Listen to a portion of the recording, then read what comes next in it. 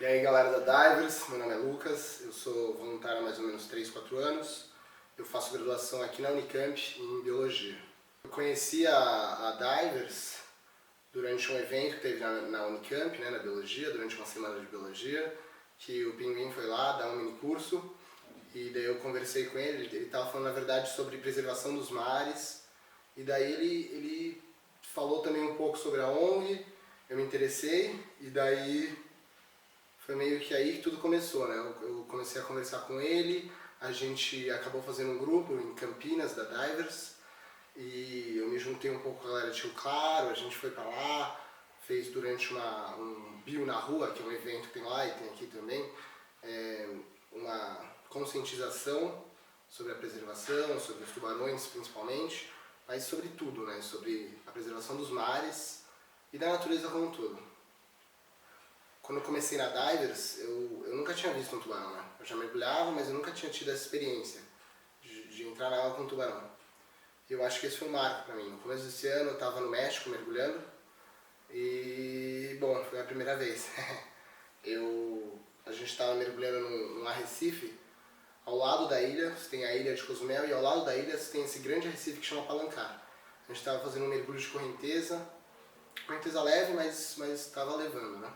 E daí a gente estava fazendo esse mergulho de correnteza, calmo, e daí logo depois de uma formação de coral, tinha uma parede de coral, e logo depois tinha um lambaru grande, intocado.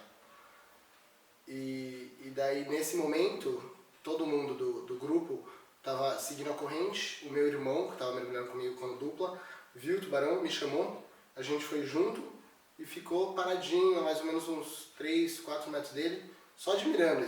Era um lambaru, né, um lixa grande, já tem uns 2 metros, muito bonito. E acho que é uma experiência que não tem como esquecer, né? A gente viu também, fazendo snorkel, 2 tubarões intocados a mais ou menos uns 8 metros de profundidade. Deu pra afundar, ver eles, dar uma olhada. Eles não eram muito grandes, eles tinham mais ou menos 1,5 metro, 1 metro, assim, grande o suficiente. Lindos também. E além disso, a gente não conseguiu ver nenhuma das outras espécies que tem lá. Só que eu ainda acho que a gente viu pouco tubarão, né? Se fossem mares preservados, a gente teria visto muito mais, eu acho. E esse é o trabalho dessa grande ONG que a gente faz parte, que é defender eles e tentar aumentar o número deles na natureza. E é isso aí, né? A luta continua, não tem como parar. É uma luta eterna pela defesa dos nossos mares. E convidar vocês para se filiarem a Divers e se tornarem voluntários também, que é um trabalho muito importante e o retorno é muito grande também. É isso aí. E aí galera da Divers for... E aí galera E aí galera da Divers for Sharks.